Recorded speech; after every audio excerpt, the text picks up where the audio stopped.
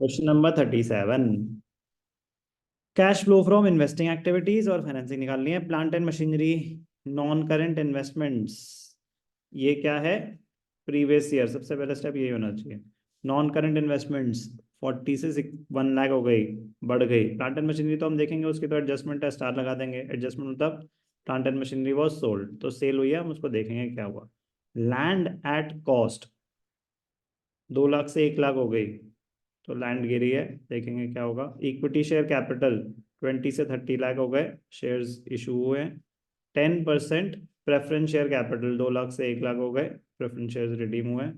Securities premium 0 से 1 लाख हो गया, तो जो हमने शेयर्स इशू करे हैं वो प्रीमियम पे इशू करे होंगे। 10% डिवेंचर्स हैं, 10 लाख 10 लाख। ठीक है जी, एक एक करके बात करते हैं। Depreciation charge on plant and machinery, तो पहले प्लांट एंड मशीनरी की बस ये इन्फॉर्मेशन है, ये दो, और उसका ओपनिंग क्लोजिंग। पहले प्लांट एंड मशीनरी को निपटा लेते हैं। 850 10 लाख, तो वर्किंग नोट में आ जाएंगे। Working note number 1, plant and machinery account, left hand side is the debit side. ठीक है जी। Plant and machinery to balance BD 850 10 lakh है ना, by balance CD 850 10 lakh. Depreciation charge for the year is 50,000 by depreciation account, कितना? 50,000। Plant and machinery of book value 60,000 was sold for 40,000। Book value ध्यान से देखेंगे, book value given है, तो हमें मतलब 60,000 की चीज 40 में बेचे, सीधा सीधा निकल रहा है 20,000 का लॉस। तो यहाँ पे क्या आ जाएगा? By bank account cell value, कितना? 40,000 बाय स्टेटमेंट ऑफ P&L, क्या है ये? लॉस, कितना? 20,000। तो 1090, 1110, 1110 मतलब 260। तो यहाँ पे क्या आ जाएगा? To bank account balancing figure, क्या है ये? Purchase of machinery, purchase of machinery 10 11 10। Clear? कोई भी डाउट? प्लांट एंड मशीनरी की बातें हो गई। लैंड वॉज सोल्ड, तो इन्वेस्टिंग पे आ जाते हैं। अभी इसमें इन्वेस्टिंग में देख लेते हैं क्या क्या यूज हो रहा है। इनफ्लो क्या है? 40,000। Sale of plant and machinery 40,000, दो लाइनें छोड़ के। Purchase of plant and machinery, purchase of plant and machinery 260।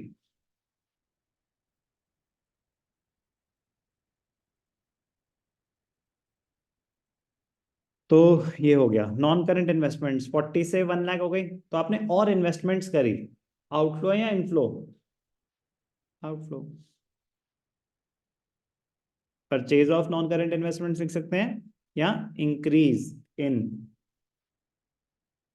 Increase in non current investments. 40 से 1 लाख हुई है, 40 से 1 लाख। लैंड एट कॉस्ट, अब ध्यान से देखना, अकाउंट बनाने की जरूरत नहीं है। 2 लाख से 1 लाख हो गई, तो बुक वैल्यू पे मेंटेन होता है ना एसेट अकाउंट, तो 1 लाख का एसेट बेचा at a gain of 160, at a gain of 60,000, तो डायरेक्टली आ सकता है सेल ऑफ लैंड। 1 लाख की लैंड बेची है 60,000 के प्रॉफिट पे, तो पैसे कितने आए होंगे? 160। कोई भी डाउट? तो land done. Equity share capital financing activity है, प्रेफरेंस शेयर फाइनेंसिंग है, सिक्योरिटीज प्रीमियम डिबेंचर सब फाइनेंसिंग है। लैंड आ गया, तो इन्वेस्टिंग एक्टिविटी डिविडेंड ये सब फाइनेंसिंग एक्टिविटी से रिलेटेड है। इन्वेस्टिंग हम क्लोज कर सकते हैं। तो 2 लाख पॉजिटिव, 2 लाख नेगेटिव हट गया, 60 60 120 नेगेटिव 120। क्या है ये? Cash used in investing activities. अब फाइनेंसिंग एक्टिविटी की बात करते हैं एक करके। इक्विटी शेयर कैपिटल 20 से 30 हो गए, तो आपने शेयर्स इशू करे होंगे, और सिक्योरिटीज प्रीमियम 0 से 1 लाख हो रहा है, तो ये इंप्लाइड है कि जो आपने शेयर्स इशू करे होंगे वो प्रीमियम पे करे होंगे। Proceeds from equity share capital, sir क्या हम सिक्योरिटीज प्रीमियम अलग से दिखा सकते हैं? बिल्कुल दिखा सकते हैं, बट जब बड़ा क्लियर हो कि वो प्रीमियम किस पे होगा, तो बेटर प्रेजेंटेशन होती है कि आप उसी में मर्ज करके दिखाएं। गलत नहीं होगा, मैं 10 और 1 लिखूंगा तो भी मेरा आंसर सेम ही आएगा। बेटर प्रेजेंटेशन ही है, दोनों इक्वली करेक्ट है। इक्विटी शेयर कैपिटल आ गया। प्रेफरेंस शेयर्स वर रिडीम्ड, रिडीम पे आते हैं हम। Dividend on equity shares and preference shares for the year ended 31st March 22 was nil, and for the year ended 31st March 23 proposed dividend on equity shares was 10%. हिल गए। Current year है ना 31 मार्च तो, और propose dividend of current year को हम ignore करते हैं, तो प्रीवियस ईयर में तो दिया ही नहीं डिविडेंड। ठीक है, प्रीवियस ईयर में तो डिविडेंड दिया ही नहीं। रूल क्या कहता है, अगर इक्विटी शेयर्स को डिविडेंड दिया है तो प्रेफरेंस को भी देना पड़ेगा, लेकिन अगर इक्विटी को ही नहीं दिया तो जब तक मैंडेटरी मतलब लिखा नहीं है कि डिविडेंड पेड, तो हम अज्यूम तो नहीं कर सकते। बात समझ आई? तो जो इन्फॉर्मेशन है उसके हिसाब से 22 का डिविडेंड था निल। करंट ईयर के प्रपोज डिविडेंड को इग्नोर करते हैं। अगर इंटरिम होता है इंटरिम डिविडेंड तो आता ही आता। Propose dividend of the current year is a contingent liability, उसका भी अप्रूवल आया ही नहीं है, तो वो 10% तो जब अप्रूवल आएगा तब देंगे ना। समझ आ रहा है मैं क्या बोल रहा हूँ? बता चुका हूँ। प्रपोज डिविडेंड दो होते हैं, current year previous year. Previous year का जो है वो इस साल पे होगा, करंट ईयर का जो है उसका अप्रूवल आएगा, it is a contingent liability. Because of this जो इनकी इंफॉर्मेशन है उसके हिसाब से ये 10% डिविडेंड पे नहीं होगा। क्यों नहीं होगा? क्योंकि पिछले साल इक्विटी पे भी नहीं पे करा, अभी पता चल जाएगा। इंपॉर्टेंट। प्रेफरेंस शेयर्स वर रिडीम, आउटफ्लो है। फ्रेश शेयर्स वर इशूड, ठीक है जी, ये हो गया। अब आउटफ्लो पे बात आ जाते हैं। डिवेंचर्स पे 10% इंटरेस्ट है। प्रेफरेंस शेयर्स 2 लाख से 1 लाख हो गए, तो आपने प्रेफरेंस शेयर्स रिडीम करे हैं एट अ प्रीमियम ऑफ 5%, तो redemption of preference shares at a premium मैं आपको ऑलरेडी भी करा चुका हूं।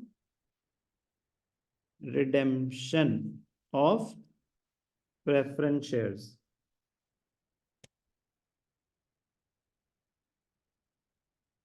तो कितने पैसे देंगे हम इनको? 1 लाख प्लस 5,000, 1,05,000। किसी को doubt? Because preference shares are being redeemed at a premium. Redemption है, डिविडेंड नहीं है। प्रीमियम, प्रीमियम और रिडेम्पशन का डेट से कोई लेना देना ही नहीं है। Securities premium, shares issued at a premium, उसका टाइम पीरियड से कोई लेना देना नहीं होता। अगर सिक्योरिटीज प्रीमियम है तो है, अमाउंट है वो, कोई वो रेट के हिसाब से कैलकुलेट नहीं हो रहा। Premium on redemption, it is not a dividend और एन इंटरेस्ट जिसका टाइम पीरियड से कोई लेना देना होगा। मैंने 1 लाख के शेयर्स रिडीम कर दिए एट अ प्रीमियम ऑफ 5%, तो 5% पर एनम नहीं होता, इट इज एन अमाउंट कि मैंने 1 लाख के लोन 5% एक्स्ट्रा देके स्क्वायर ऑफ करें। प्रेफरेंस शेयर्स हैं, शेयर्स इक्विटी है, मतलब कैपिटल का पार्ट है, जो भी है। रिडेम्पशन हुई है 1 लाख की 5% प्रीमियम पे, 1,05,000, इसका टाइम पीरियड से कोई लेना देना। क्लियर? डराओ मत। ठीक है, डिविडेंड आएगा नहीं। अब बचा ये, तभी ये हाईलाइट करना मिस हो सकता है ना, 10% इंटरेस्ट ऑन डिवेंचर्स, क्योंकि डिवेंचर्स की तो यहाँ पे कोई नाम ही नहीं लिखा हुआ, तो ये इम्प्लाइड एडजस्टमेंट है। क्या? 10% इंटरेस्ट, तो क्या हो जाएगा? इंटरेस्ट ऑन डिवेंचर्स 10 लाख का 10% कितना? 1 lakh, 2,05,895। Cash flow from financing activities 895, 120। क्या मैंने कुछ भी नया बताया? बट कॉन्सेप्ट पता होना और कॉन्सेप्ट अप्लाई करना दो अलग स्टेप्स होते हैं, तो अभी हम कॉन्सेप्ट को अप्लाई कर रहे हैं, तो डाउट आएगा, बिल्कुल आएगा, पूछें और क्लियर करें।